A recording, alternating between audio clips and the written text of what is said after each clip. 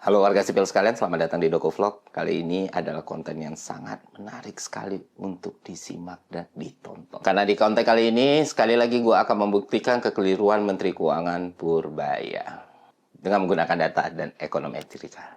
Oh, how could I ever compete with her? How could I ever trust you again? Belakangan, ya 1 atau 2 bulan terakhir ya, gue kembali lagi rutin membahas soal ekonomi, khususnya makroekonomi ya, dengan tujuan untuk memberikan edukasi, untuk meletakkan objektivitas di atas segalanya gitu, dan memberikan pemahaman yang baik untuk publik mengenai apa yang terjadi di sekitar kita gitu. Karena yang mau gue sampaikan adalah edukasi serta disiplin ilmu ekonominya gitu kan. Makanya tidak ada keberpihakan sama sekali. Bahkan beberapa konten gue tuh cenderung malah meringankan tugas pemerintah. Misalnya kayak ngejelasin harga minyak kenapa tidak naik, Pertamax dan Pertalite gitu. Di konten terakhir gue juga jelasin bagaimana situasi ini berbeda dengan 98 dan lain sebagainya. Jadi bukan tipikal konten oposisi atau pembenci atau penentang pemerintah. Justru ya itu, karena kita objektif, ada hal yang salah kita benerin, ada hal yang keliru ya kita lurusin, kan seperti itu.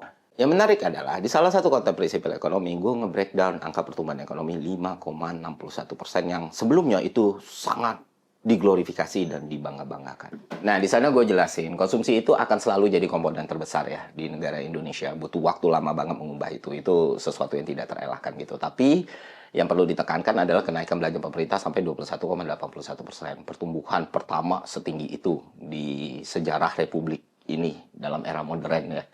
Dari 10 tahun terakhir lah sejak datanya di capture itu nggak pernah 21,81% gitu. Range-nya itu antara 3 sampai 6%-an. Jadi ini menarik untuk dibahas, ini menarik untuk diperhatikan. Bukan berarti itu benar atau salah ya, tapi dampak dan kausalitas yang muncul setelahnya. Itulah yang kita coba untuk breakdown dan bahas gitu. Dengan kata lain, di konten itu gue bilang kalau government spending tidak sebesar ini, tidak 815 triliun, tidak 30% dari APBN, tidak 21,81%, maka pertumbuhan ekonomi itu tidak mencapai 5,61%. Bisa jauh lebih rendah dari itu. Dan inilah yang harus diperhatikan oleh government kita. Karena kausalitas dan risiko yang muncul setelahnya itu besar kalau ini tidak termitigasi dengan baik. Nah, yang menarik adalah ternyata Pak Purbaya membicarakan hal yang mirip tapi punya pendapat yang berbeda. Ya, dengan kata lain, Pak Purbaya itu merespon konten tersebut, tapi tidak langsung, melainkan melalui wawancara di televisi nasional, di TV One, yang mana dia mendenial pernyataan tersebut. Dia bilang bahwa pertumbuhan 5,61% itu tidak dikerek oleh government spending pemerintah. Dengan kata lain, Pak Purbaya menjelaskan dan menegaskan bahwa tanpa belanja gila-gilaan atau ugal-ugalan dari pemerintah, ekonomi kita juga akan tumbuh tinggi gitu. Dengan landasan argumen, part dari konsumsi dan investasi lebih besar. Oke, kita lupakanlah masalah ucapan kayak Anda tidak mengerti ekonomi, Anda membaca data salah, Anda ekonom atau bukan, ya udahlah. Kita civilize, namanya internet. Ya kalau ada pejabat ngomong kayak gitu, let it slip aja. Ya kita jadi bigger person aja, tapi pernyataan yang menyatakan bahwa tanpa belanja pemerintah yang besar-besaran, ekonomi juga akan tumbuh dengan tinggi, itu yang harus dibuktikan. Karena itu sebuah klaim yang sangat bold, harus diuji ya kan.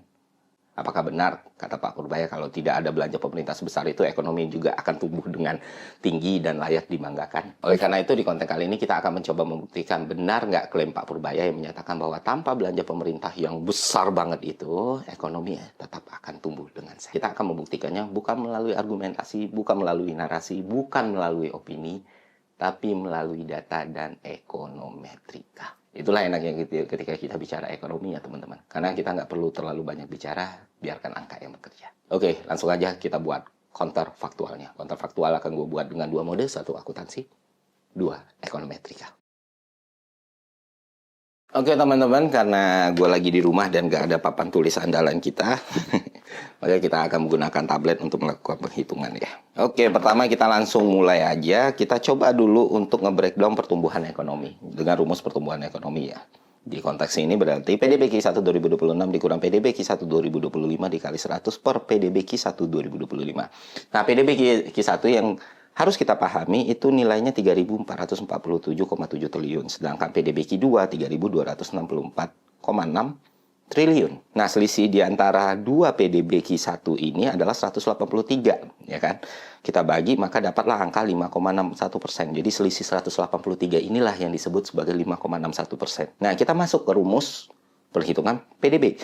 Y sama dengan C tambah I tambah G tambah X min M. Ini kan rumus GDP. Komposisi dari konsumsinya itu 54,36%, investasi 28,29%, government spending 6,72%, ekspor impor 0,93%. Nah, Pak Purbaya berhenti sampai di data ini. Dia bilang karena konsumsi partnya 54,36%, jadi salah orang yang ngomong kalau 5,61% pertumbuhan itu digerakkan sama government spending karena konsumsinya jauh lebih besar gitu. Oke, kalau kita bicara dengan anak kelas 10 atau 9 atau 3 SMP atau 1 SMA dan nggak jadi soal. Tapi kan Bapak Menteri Keuangan ya, tentu Bapak tahu perhitungannya tidak sesederhana itu gitu. Mencoba untuk cherry picking data di situasi seperti ini adalah sesuatu yang salah dan keliru, dan itu yang Bapak lakukan dengan layer seperti ini. Kenapa? Karena kita harus hitung persentase poinnya ya. Walaupun 54,36% persentase poin dari growth 5,61% yang diambil dari konsumsi itu 2,94. Investasi 1,79. Belanja pemerintah 1,26, X min M 0,77, dan lainnya min 1,15 persentase poin. Yang kalau dijumlahkan nilainya jadi 5,61 persentase poin. Nah, kunci dari perhitungan ini adalah bukan 294-nya, bukan 179-nya, tapi apa yang kita bahas sekarang, belanja pemerintah, yaitu 1,26 persentase poin. Nah, disinilah kita mulai menghitung dengan benar. Karena 1,26 persentase poin ini didapat dari pertumbuhan G 21,81%. Yang mana akhirnya porsinya pada perhitungan GDP ada di 6,72%. Yang Bapak bilang kecil itu ternyata tidak sekecil itu. Karena ketika kita breakdown satu persatu, kita akan melihat betapa signifikan angka 1,26 persentase poin ini, angka 21,81% ini, angka 6,72% ini. Jadi dari 5,61% ini, 1,26 pertumbuhan ekonomi itu datang dari government spending, teman-teman.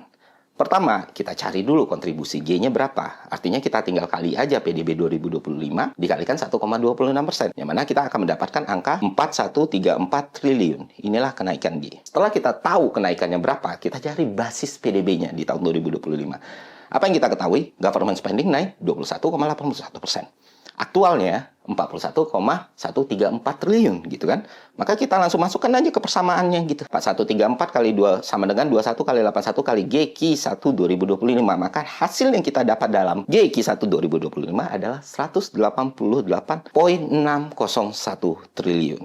Nah, dengan itu akan sangat gampang kita mencari G Q1 2026-nya. Tinggal kita jumlahkan, maka hasilnya 229,735 triliun. Nah, di sini data kita lengkap ya teman-teman. 2025 188,601 triliun, 2026 229,735 triliun, kenaikan G-nya 4,1134 triliun, secara persentase dia naik 21,81%, secara persentase poin dia ada di angka 1,26. Setelah ini kita simpan, kita masuklah ke rata-rata pertumbuhan government spending selama 10 tahun. Ya kan, supaya melihat angkanya secara objektif. Tahun, kalau kita pakai perhitungan konservatif, itu ada di angka 3,2%, normal 4,3%, optimis 4,8%. Dan untuk mempermudah pemerintah dan mempermudah Pak Purbaya, kita pakai yang paling tinggi deh. Kita pakai 4,8%. Jika pertumbuhan government spending 21,8% diubah menjadi rata-rata, diubah menjadi normal seperti 10 tahun belakangan, 4,8%, berapa sih real pertumbuhan ekonomi Indonesia? Maka kita masukin langsung persamaan 4,8% itu kita kali dengan government spending yang ada di tahun 2025 dulu, di Q1. Yang mana angkanya, seperti yang sudah kita cari tadi, 188,60138. Nah, hasil yang kita dapatin adalah 9,053 triliun. Itu kenaikan G-nya. Jadi tinggal kita cari selisih antara 41, 13396 dikurang 9,053 triliun tadi, maka kita akan mendapatkan hasil 32,081 triliun. Ya, 32 triliun sekian. Nah, dari situ kita masuk ke PDB Q1 aktual 2026 dikurang dengan kenaikan government spending tadi dengan skenario 4,8%. Maka hasil yang kita dapat adalah 3.415,61891 triliun. Inilah yang disebut sebagai counterfaktual. Setelah kita dapatin semua angka itu, sekarang kita hitung growth yang baru. 3415.619T dikurang 3264.6T dibagi 3264.6T. Hasil akhirnya adalah 4,62595%. Yang kalau kita bulatkan, hasilnya adalah 4,63% year. Artinya pertumbuhan ekonomi Indonesia jika datanya normal, tidak ada anomali, tidak ada lonjakan government spending, tidak ada angka 21,81%, tapi pakai angka normal rata-rata 10 tahun 4,8%. Maka pertumbuhan ekonomi kita hanya 4,63%. Jika Pak Purbaya di statement publik mengatakan ini salah satu yang tertinggi atau ini yang paling tinggi selama 5 tahun, ini harus dirayakan, ini harus dibanggakan. Inilah fakta sebenarnya, Pak.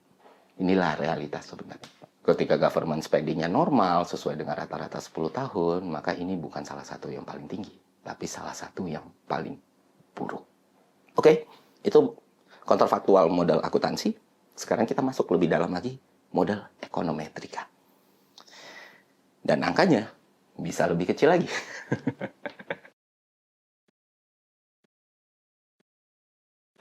Jadi ya udah, delta GDP accounting ya kita kurangin aja ya antara 5,61 sama 4,63 tadi kita dapat 0,98 persentase poin, kita bikin model kontrafaktualnya, maka kita mendapatkan 1,26 dikurang 2,77, 0,93 persentase poin. Kita bikin indirect effect-nya, kita pakai regresi historis. Multiplier effect-nya tambah dari C dan I gitu ya. Kalau multiplier effect-nya 0,2 berarti kan 0,93, 83 kali 0,2 berarti 0,197. Kita hitung masukin ke persamaan growth barunya 5,61 dikurang 0,983 dikurang 0,197. Kita akan mendapatkan angka 4,43%. Lebih rendah. Kalau multiplier tambahannya 0,3, maka kita akan dapat angka 4,33%. Kalau 0,4, kita akan mendapatkan angka 4,23%. Jadi, kalau kita rangkum, dengan model accounting counterfaktual, kita mendapatkan angka 4,63%. Dengan model ekonomi counterfaktual, 4,43%, 4,33%, dan 4,23%.